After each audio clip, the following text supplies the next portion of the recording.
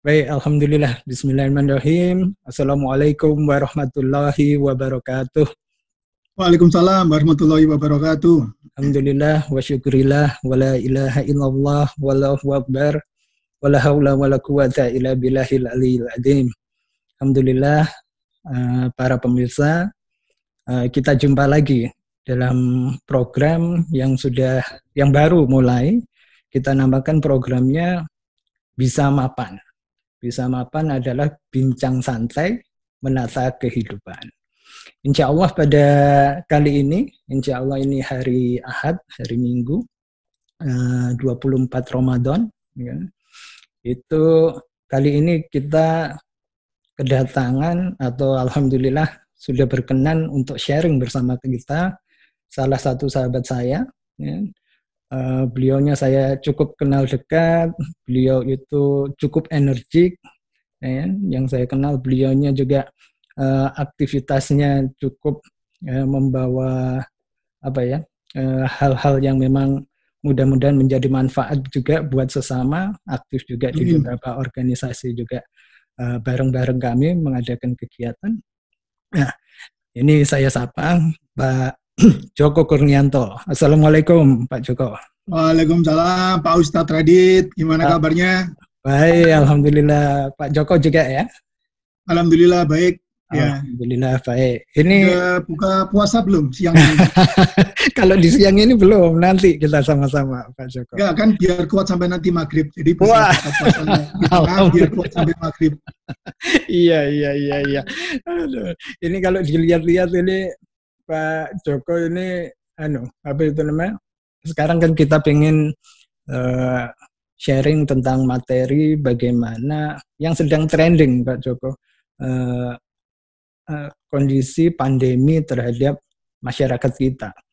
Ada hal-hal yang mungkin bisa menyikapinya secara positif, tapi masih banyak juga yang bersikapnya secara kekhawatirannya terlalu berlebih atau juga bahkan sampai ketakutan dan sebagainya. Nah, ini sebelum masuk ke situ, kita ingin hari ini mengangkat tema untuk bahasan kali ini adalah solusi keuangan warga terdampak COVID-19.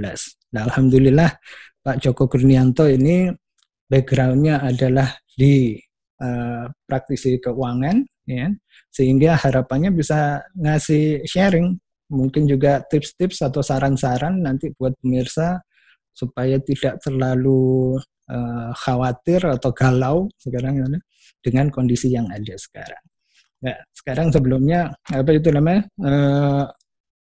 ini kan dampaknya luar biasa ya Pak Joko ya. Kalau kita lihat-lihat di seluruh kehidupan boleh dikata, mulai dari yang pengusaha besar maupun mungkin kalau yang secara ekonomi kita lihat yang di usaha kecil mikro pun terdampak, ya, dengan pandemi ini.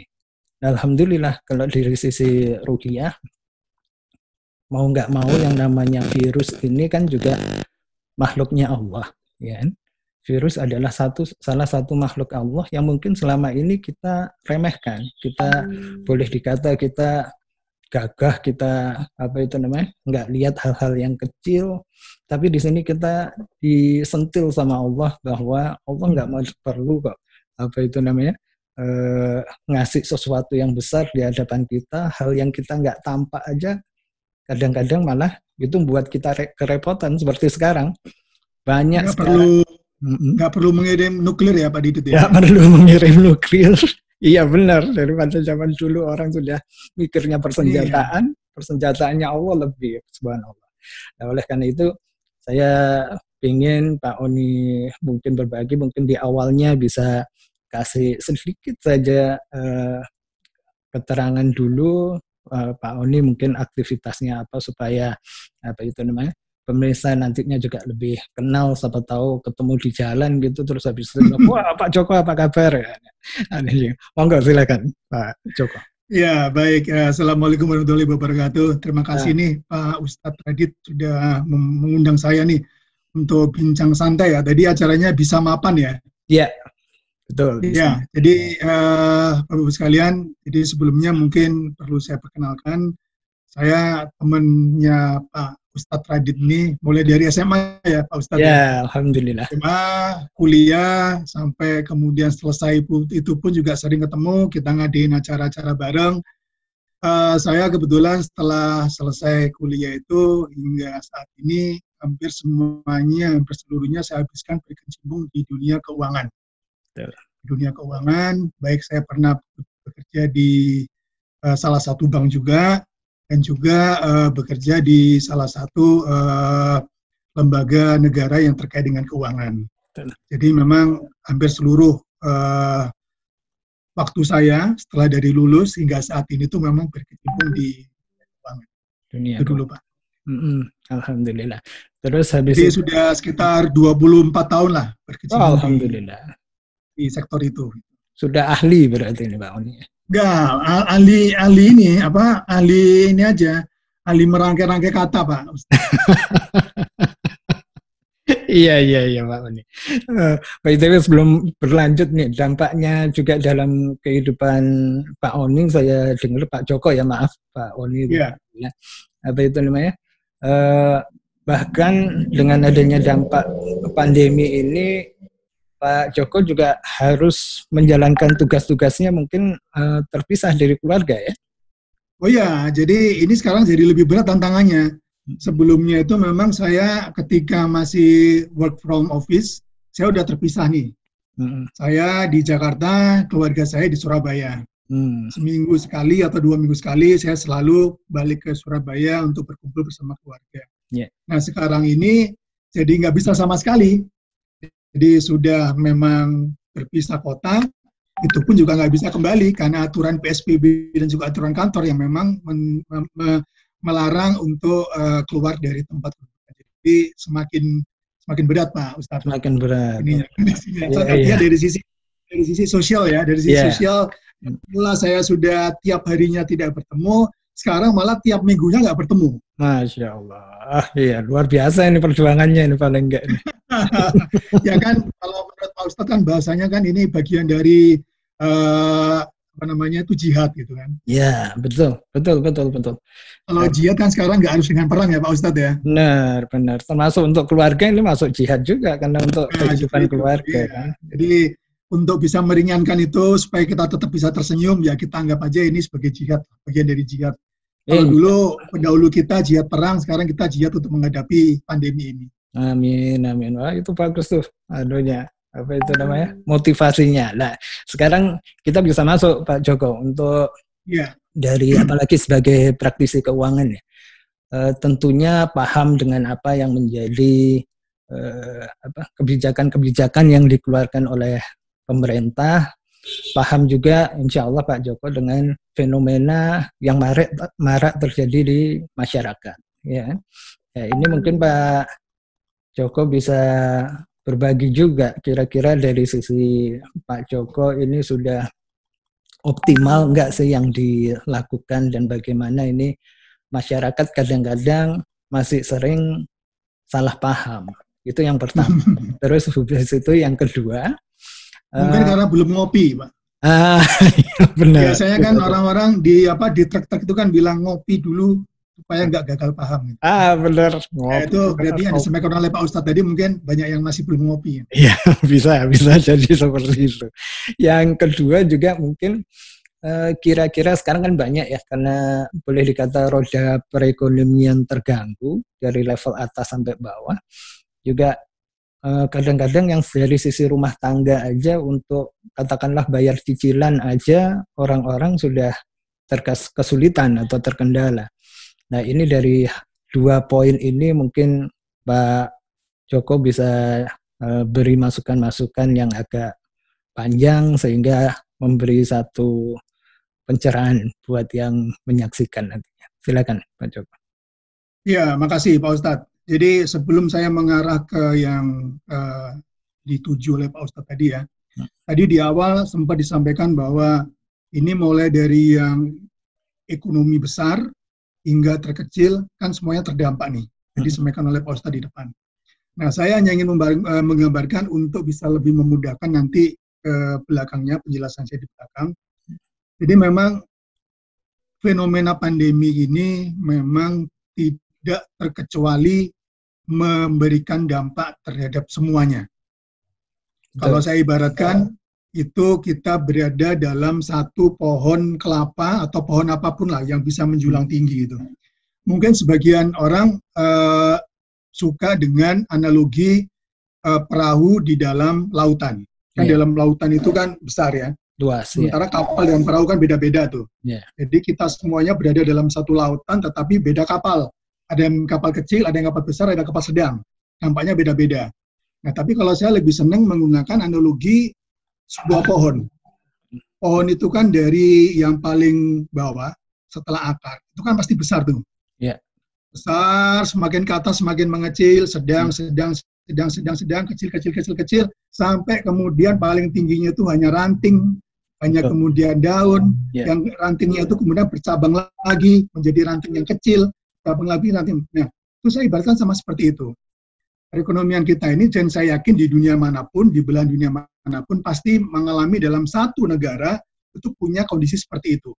Ada yang ekonominya kuat, ada yang penghasilannya memang sudah mapan, kehidupannya sudah mapan, kemudian menanjak lagi ke atas lagi, menengah, kemudian menanjak lagi, agak menengah, sampai kemudian berujung pada yang memang, mohon maaf, memang kurang beruntung, perekonomiannya itu yang paling kecil di atas. Misalkan berbentuk ranting yang paling kecil itu, atau mungkin daun. Nah, bayangkan Pak Ustadz, kalau dalam satu pohon ini kemudian ada angin. Nah, angin ini kan menerpa dalam satu pohon kan? Nggak mungkin angin ini menerpa hanya di atas, atau yang di bawah. Keseluruhan. Pasti angin ini menerpa gitu. Nah, jadi yang paling terdampak kira-kira menurut Pak Ustadz adalah bagian pohon yang berada di mana. Kalau misalkan ada angin, apalagi kalau anginnya itu ternyata angin yang gede banget gitu. Kenceng banget. Gede banget gitu. Nah, paling atas pasti ya. Nah, justru itu. Jadi saya ingin memulai di situ Pak Ustadz. Jadi memang semuanya terdampak. Tidak ada satupun yang tidak terdampak dari adanya pandemi ini di seluruh dunia manapun. Tetapi di antara yang terdampak itu pasti ada yang paling terdampak, lebih terdampak, agak terdampak, kurang terdampak, terdampak sedikit, terdampak minor. Nah, itu kan degradasi itu. Nah, sama halnya dengan pohon tadi itu. Nah, bagaimana sebuah atau sepucuk ranting itu bisa dengan mudahnya diterpa oleh angin, sementara yang di bawah-bawahnya itu masih tetap tahan. Kalaupun benar-benar dia patah, itu adalah bagian yang paling terakhir. Kalau benar-benar anginnya itu setiap menit, setiap detik terus berembus sedemikian hebatnya sampai bulanan, tahunan, mungkin yang di bawah pun akhirnya nggak kuat. Tapi kan sebelum di bawah itu tumbang kan pasti di atasnya dulu kan. Nah, sama yang saya dengan ibarat seperti itu, Pak Ustadz, inilah yang paling dijaga, atau maksud saya inilah yang menjadi dasar dari, mungkin kalau dari observasi yang saya lakukan, yang dilakukan oleh otoritas maupun oleh pemerintah saat ini, yaitu bagaimana membuat bagian yang paling rentan, yaitu yang ranting paling atas tadi itu bisa tetap bertahan di atas, tetap menempel di pohonnya tanpa jatuh ke bumi meskipun angin berhembus. Nah, jadi itu konsepnya dulu.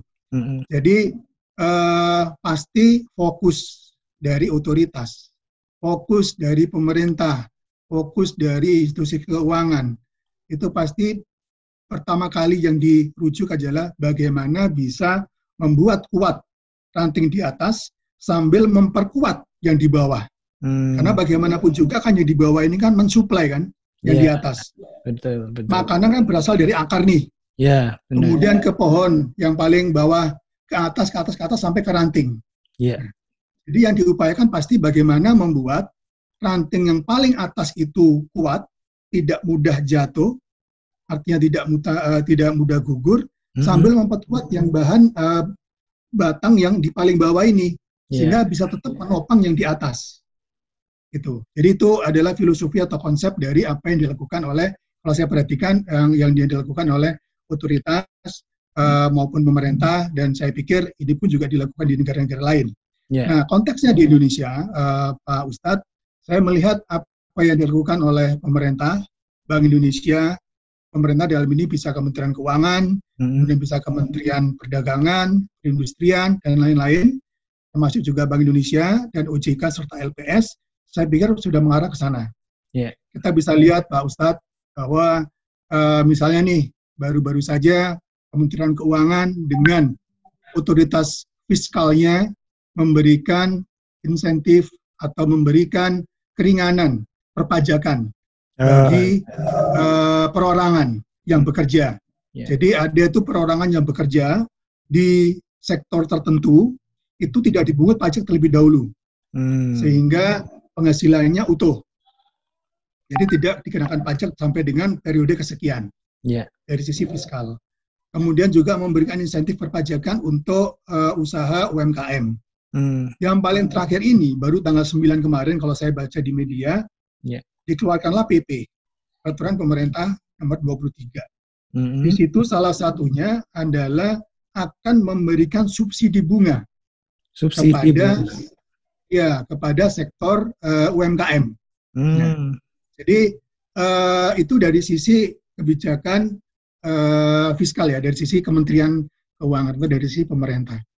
Kemudian dari BI pun juga sudah mengeluarkan insentif terkait dengan moneter. Tapi saya yakin mungkin kita di sini kurang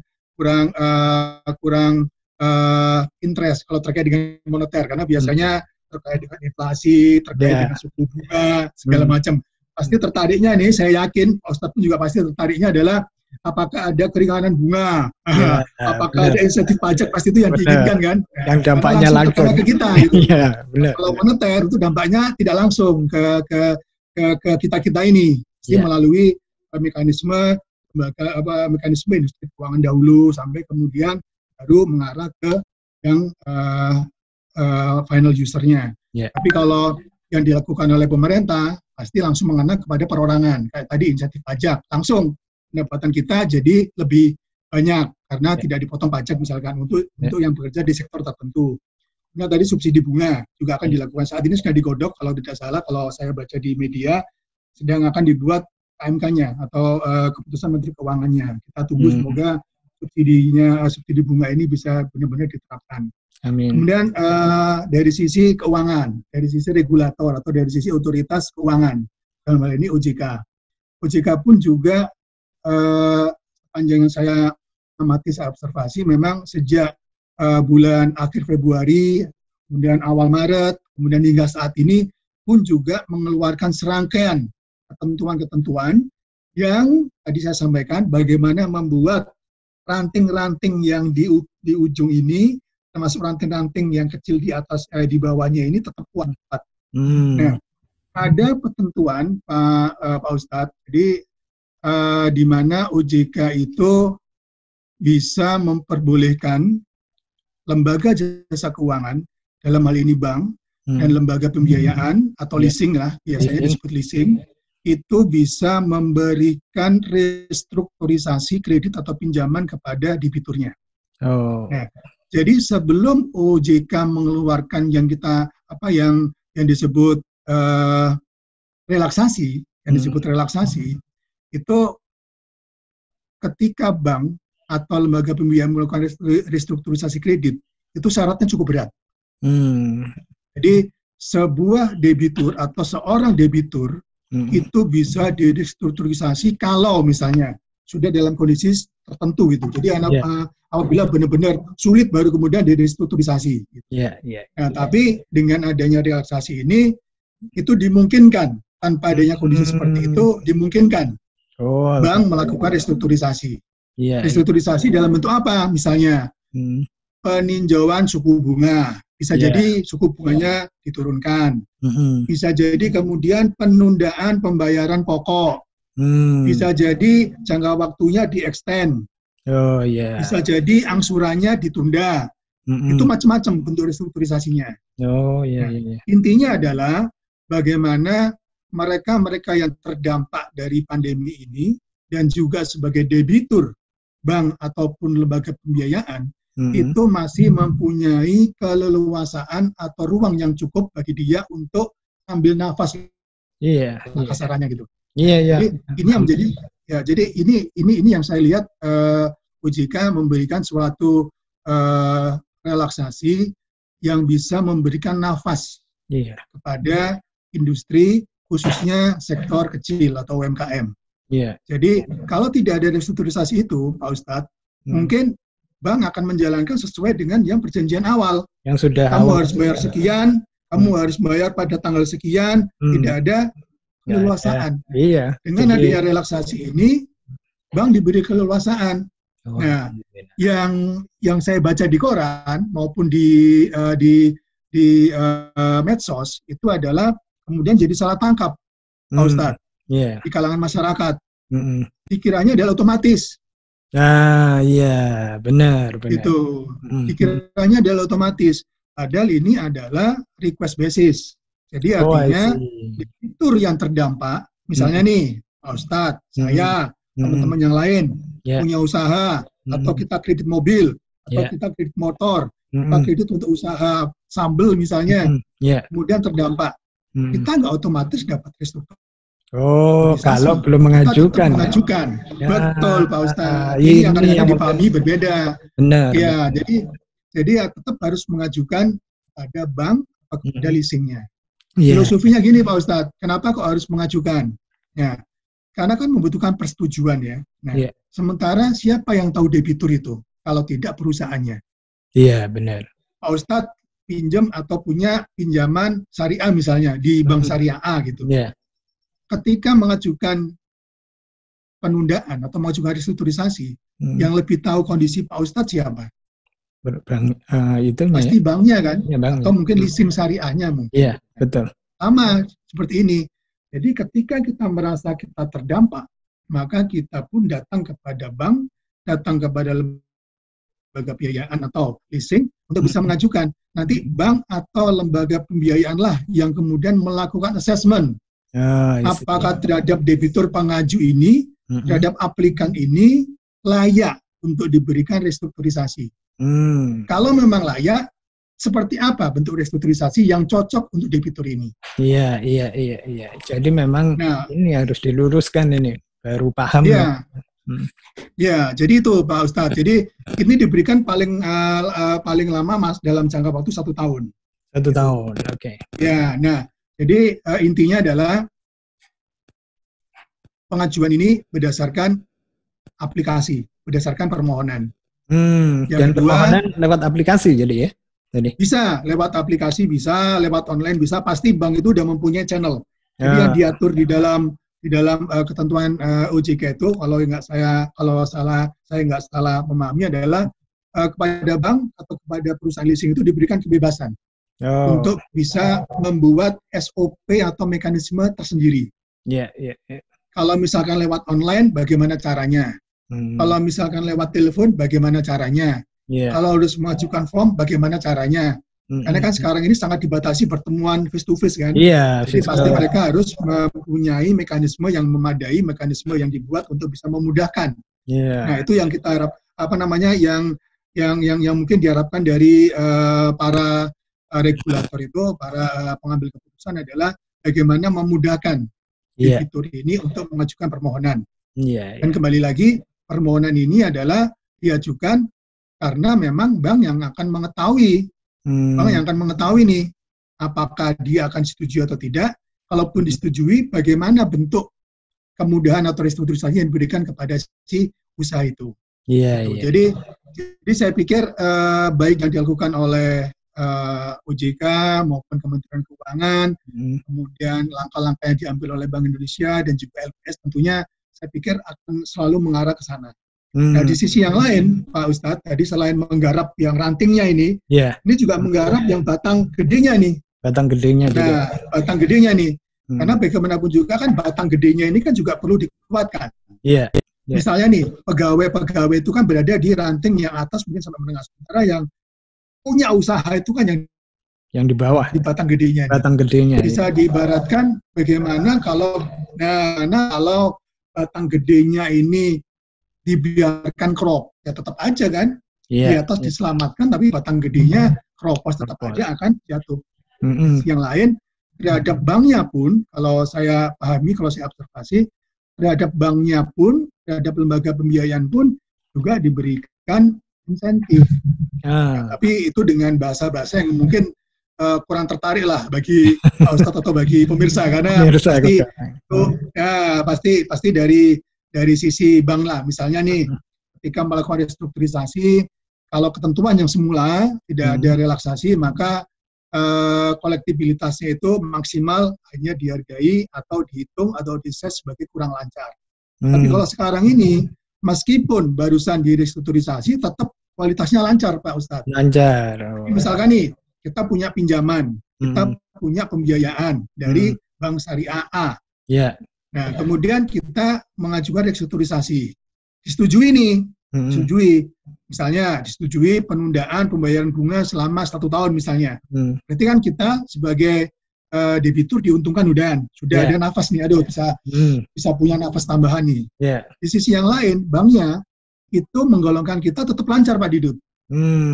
Itu yang penting. Kalau sebelumnya setelah restrukturisasi nggak lancar, kurang lancar, tapi sekarang ini banknya diperbolehkan untuk tetap menggolongkan kita di kolektibilitas lancar. Dampaknya apa? Dampaknya dari sisi bank, kalau kolektibilitas lancar berarti tidak perlu membentuk cadangan kerugian karena masih lancar. Gitu. Jadi dikuatkan juga nih dari sisi bawahnya. Jadi kurang lebih kalau saya observasi seperti itu. Nah, ini gambaran singkat aja. Sampai saat ini kredit yang sudah direstrukturisasi oleh bank-bank itu adalah, kalau data terakhir yang kemarin sempat ada di media, itu sudah mencapai 300-an lebih triliun, Ustaz. Ya, 330 sekian triliun, di mana 50%-nya itu UMKM. UMKM 50%. Triliun. Ya, itu hampir 170 triliun. Tapi jangan lihat nominalnya, Pak Ustadz. Dari sisi jumlah debiturnya, itu hampir 90% dari yang direstrukturisasi adalah UMKM. Jadi tadi kan dari sisi nominal, itu kan 330 sekian triliun. Itu dari sekitar 3,9 juta debitur. Nah, dari sisi nominal itu 50% debitur. Tapi kalau dari sisi jumlah debitur, itu adalah hampir 90% adalah debitur UMKM. Subhanallah. Ya, jadi dari 3,9 juta debitur, 3,4 diantaranya adalah debitur UMKM. Ya, nah inilah yang kita harapkan, bahwa yang diharapkan oleh pemerintah dalam hal ini dan juga otoritas adalah bagaimana bisa membuat ranting-ranting yang di atas tadi itu, sektor UMKM atau kemudian pelaku bisnis individual itu masih mempunyai nafas tambahan sampai dengan pandemi ini berakhir. Sehingga diharapkan dengan pandemi ini berakhir, ya tentunya sudah mulai pulih. Nah, sehingga nanti restrukturisasinya kembali dicabut, kembali normal lagi. Jadi itu yang mungkin saya lihat apa yang dilakukan oleh otoritas maupun oleh pemerintah sepertinya udah mengarah ke sana, Pak. Iya. Alhamdulillah. Jadi sebetulnya di sini kebijakan-kebijakan yang dikeluarkan oleh penata kebijakan keuangan negara itu sudah berpihak juga, sebetulnya sudah memikirkan juga pada sampai ke level yang paling kecil, ya. Sehingga mungkin distorsi atau ketidakpahaman seperti tadi mungkin belum semuanya paham, dipikir benar yang disampaikan Pak Joko tadi, wah ada kebijakan ini dari mungkin OJK atau kementerian dan sebagainya, sehingga otomatis saya yang punya utang, wah berarti otomatis sudah menyesuaikan, tapi padahal enggak. Nah ini mudah-mudahan jadi satu buat para pemirsa nantinya supaya paham. Ada tapinya, Pak Ustadz, ada tapinya nih yang perlu saya jelaskan juga nih. Yang dikhawatirkan saat ini adalah ada free rider. Free rider, apa itu? Ya, jadi inilah yang diharapkan oleh otoritas maupun Kementerian Keuangan untuk menghimbau kepada bank maupun juga kepada lembaga pembiayaan untuk juga mewaspadai hal ini. Jadi jangan sampai ini jadi moral hazard. Iya. Jadi pihak-pihak atau perusahaan atau individu individual yang sebetulnya masih bisa bertahan, atau dia terdampaknya tidak besar, tapi gara-gara ada kemudahan ini jadi ikut-ikutan gitu. Jadi banyak ya kan? Ini Pak Ustadz. Nah, jadi misalnya nih, kalau ada pengikutnya atau kalau ada pemirsanya Pak Ustadz nanti ada yang melihat, kemudian ingin memanfaatkan, ya janganlah. Iya, ikut-ikutan. Benar. Kalau tapi kita tadi kan masih ada berada, maaf, apa itu namanya? Tadi kan ada proses ini penilaian juga kan, assessment juga dari perbankan. Ya, itu. Jadi ya, tapi daripada bank atau lembaga pembiayaan itu melakukan assessment terhadap mereka yang sebetulnya tidak perlu diakses, mending ya harapannya mungkin ya jangan tahu diri ya, gitu loh. Tahu diri. Ya, tahu diri kan, yang konsep pohon tadi kan, pohon yang di tengah atau yang di bawah ini kan masih cukup kuat gitu kan. Seharusnya dia yang menopang ranting yang di atas, jangan kemudian ikut-ikutan menjadi ranting yang di atas. Di atas. Iya, jadi itu yang salah satu PR yang mungkin patut diwaspadai adalah semoga free rider ini di tengah masa yang sulit seperti sekarang ini sadar dengan dirinya sendiri.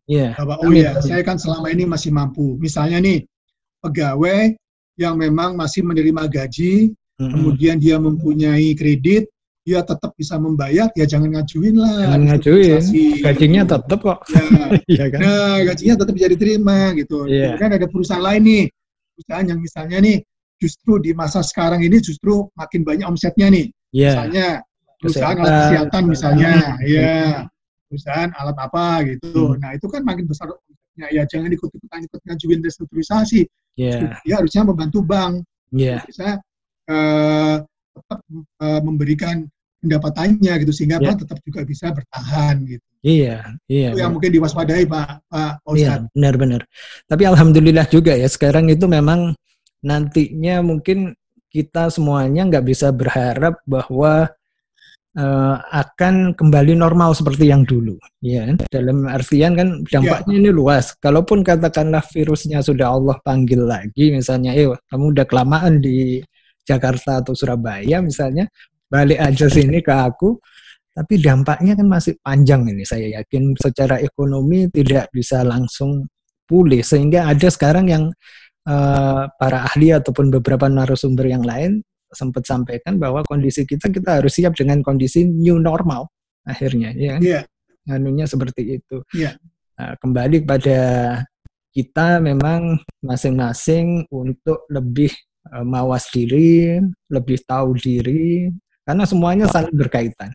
Benar katanya Pak Joko tadi, kalau misalnya aja semuanya juga ikut-ikutan mengajukan apa tadi istilahnya relaksasi atau restrukturisasi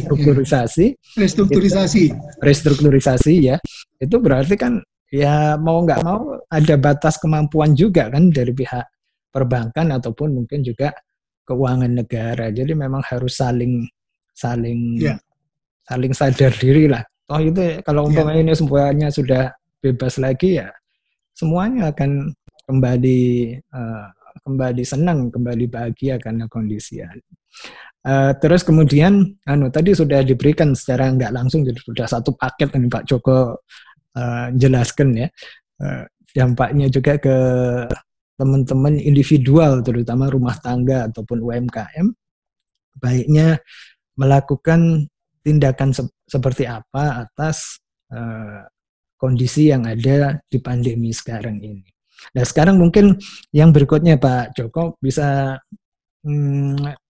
motivasi secara ruhiyahnya, yang mungkin ada pengalaman dari Pak Joko juga. Saya sih tahu sebetulnya, cuman kan nggak afdol kalau saya sendiri yang menyampaikan, mungkin sebagai uswah ya, bukan sebagai yang lain-lain, sebagai apa itu namanya, motivasi buat yang lain juga. Apa kira-kira dari pengalaman Pak Joko yang bisa jadi gini Pak Ustadz. Jadi kalau tadi kan kita ngomong mengenai apa yang bisa dilakukan supaya ranting itu tetap kuat, apalagi yang di bawah juga tetap kuat nih. Nah, ada satu observasi saya lain lagi, yang ini terkait dengan individual, Pak Ustadz. Nah, jadi pandemi ini memang memberikan efek yang luar biasa terhadap perilaku keuangan individual juga, Pak Ustadz. Atau minimal keluarga. Atau kalau lebih besarnya lagi adalah keluarga besar. Lebih besarnya lagi adalah lingkungan, lebih besarnya lagi adalah negara segala macam. Itu akan sangat berpengaruh. Nah, jadi gini, saya ingin memulai dari apa yang biasa disampaikan oleh seorang financial planner. Biasanya kan orang financial planner itu dia memberikan advice tuh. Yeah. Dari pendapatan Anda sekian digunakan untuk sekian, digunakan untuk ini segala macam. Yang persen ya. Nah, saya yakin juga Pak Ustadz pasti apalagi dulu kuliahnya juga di manajemen keuangan pasti ingat kan. Nah, berarti dari dulu kan selalu bahwa kita tuh ngomong masalah balance kanan kiri. Pasti kita ngomong masalah pendapatan dan pengeluaran. Ya kan? Balance pendapatan dan pengeluaran. Pendapatan itu adalah X, kemudian pengeluaran katakanlah A, B, C gitu. Nah, biasanya seorang financial planner itu pasti dia dalam memberikan advice-nya pada individual atau kepada keluarga adalah sekian persen digunakan untuk konsumsi misalnya, sekian persen digunakan untuk leisure atau itu kebutuhan seneng lah gitu. Kemudian sekian digunakan untuk tabungan, sekian digunakan untuk investasi gitu kan. Nah, sekarang ini bisa jadi harus direstrukturisasi juga, gitu. Planning seperti itu, karena jadi berubah semua, Pak Ustadz. Jadi berubah semua. Nah, jadi mungkin yang bisa dipetik dari kejadian ini adalah masalah tolong review lagi, kaji lagi sisi pendapatan kita dan sisi pengeluaran kita. Karena mau tidak mau terdampak kecil, terdampak sedang, terdampak minor, atau terdampak hebat pun pasti akan berpengaruh di sisi pendapatan. Otomatis dia akan menyesuaikan di sisi pengeluaran. Nah, sekarang kita lihat seberapa hebat terdampaknya kah pendapatan kita. Nah, itu yang akan menentukan nanti di proses masalah penentuan prioritas atau skala prioritas dari pengeluaran. Contoh kecilnya aja misalnya nih, seseorang yang semula tidak menganggarkan internet menjadi biaya yang artinya primary cost, sekarang jadinya menjadi primary cost. Gitu. Benar. Nah, semula kita tidak menganggarkan belanja lebih, gara-gara WFH jadi menganggarkan belanja lebih. Benar. Tapi yang lain jadi ada yang berkurang. Misalnya transportasi. Yang semula kita tiap hari mengeluarkan transportasi sekian, sekarang dengan adanya WFH atau di rumah jadi berkurang. Nah, intinya adalah di masa saat ini sudah harus dilakukan review, kaji ulang sisi pendapatan kita dan sisi pengeluaran kita, khususnya yang benar-benar sangat terdampak, Pak Ustadz. Yang ada di ranting paling atas tadi itu, yang mungkin di awalnya pun juga tidak menganggarkan secara detail seperti rencana financial planner itu. Gimana mau menganggarkan orang saya kerja aja yang didapat bisa dimakan itu hari ini dan besok. Masalahnya kan gitu kan. Nah, tapi ya tetap harus mengetahui nih sejauh mana nih mereka kita bisa melakukan perbaikan terhadap pendapatan dan pengeluaran kita. Itu yang pertama. Yang kedua, di sisi investasi.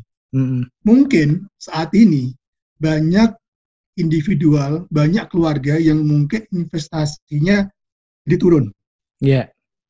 Mungkin malah naik. Nah, mereka yang banyak investasi di saham misalnya, atau reksadana, mungkin bisa jadi babak belur misalnya nih. Tapi mereka yang investasinya di emas, bisa jadi jadi tinggi. Jadi disinilah maksud saya adalah pola untuk mereview kembali apa yang kita miliki. Misalnya nih, kalau kita sudah menginvestasikan emas sebelumnya, sekarang emas itu naik tinggi, ya nggak ada salahnya kan untuk menikmati investasi itu. Nggak ada salahnya untuk menjual. Kemudian digunakan untuk merestrukturisasi pendapatan misalnya. Jadi inilah di masa sekarang ini itu perlu kita mereview kembali istilahnya balance sheet kita nih, pengeluaran dan pendapatan kita. Ada satu lagi yang penting Pak Ustadz, seperti yang tadi disampaikan oleh Pak Ustadz, mungkin saat ini juga, khususnya di bulan Ramadan juga ya, ini merupakan momen yang tepat bagi kita untuk bisa muhasabah atas harta yang kita miliki.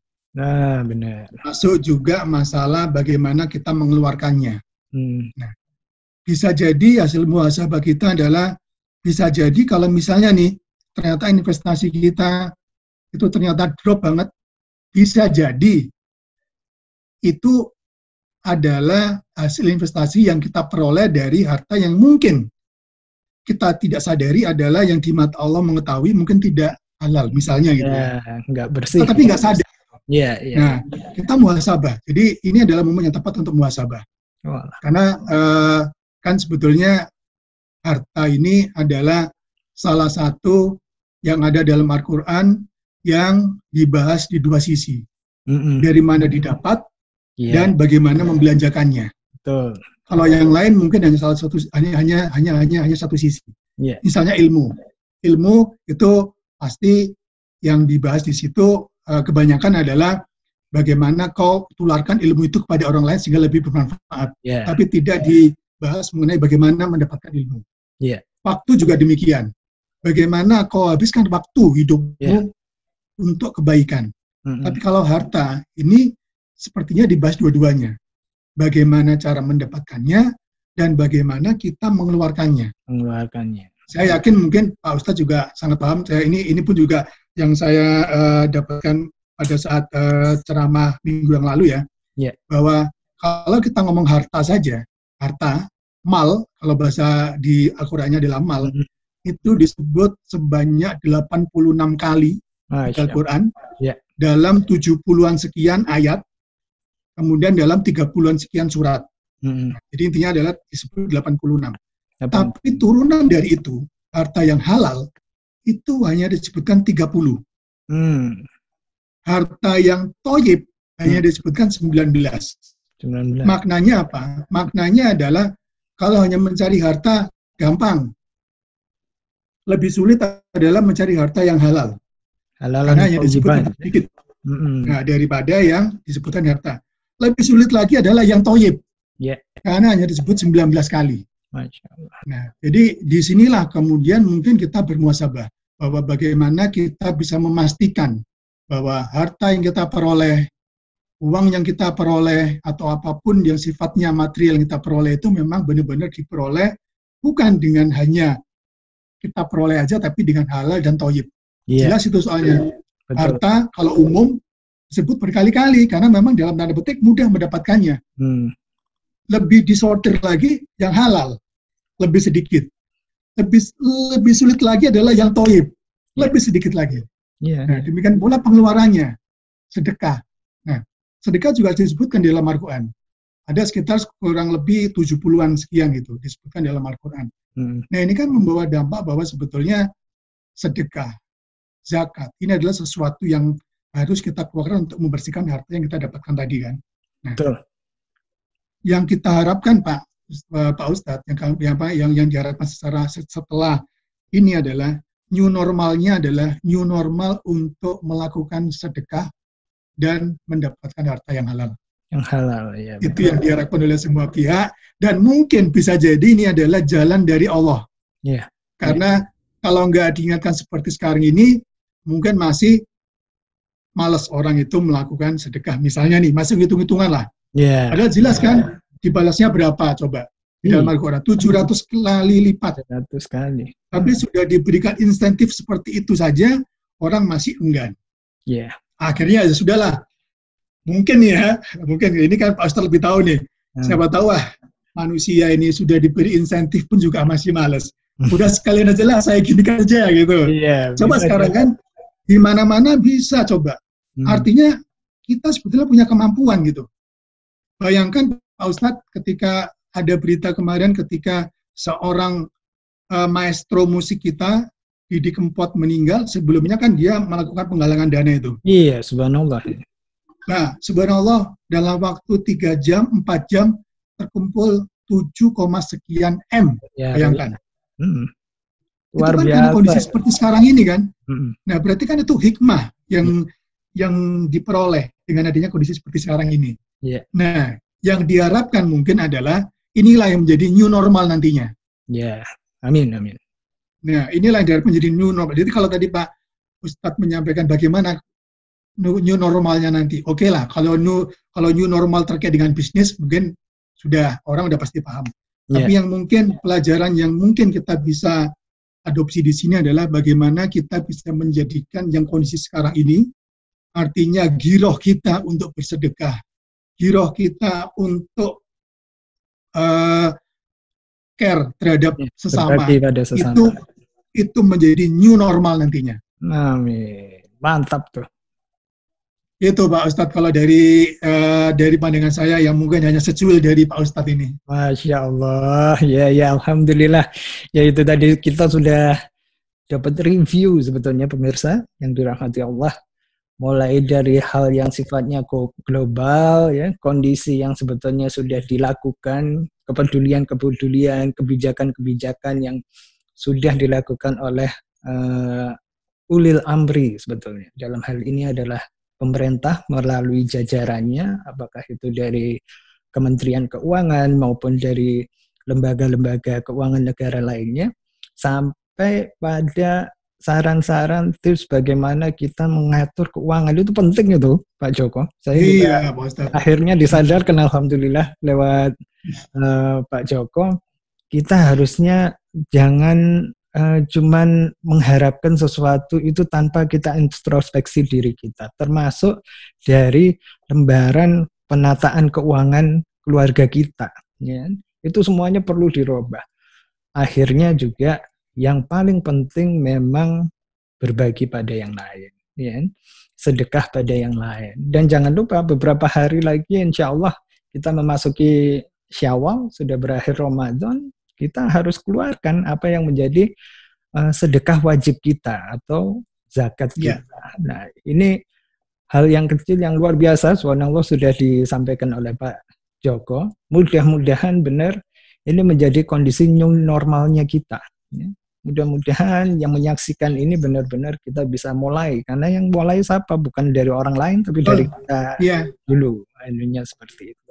Baik, untuk terakhirnya Pak Joko, karena waktu juga singkat, mungkin ada pesan-pesan terakhir atau saran atau apa sehingga, atau kesimpulan boleh dikata juga seperti itu, sehingga menjadi satu garis bawah dari pembicaraan kita kali ini. Monggo Pak Joko.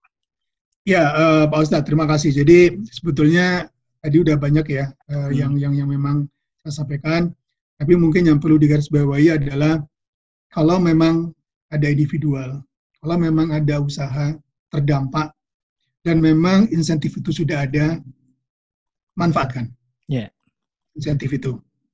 Yang kedua, yang tidak terdampak dengan besar supaya tidak ikut-ikutan memanfaatkan insentif yang sudah diberikan itu.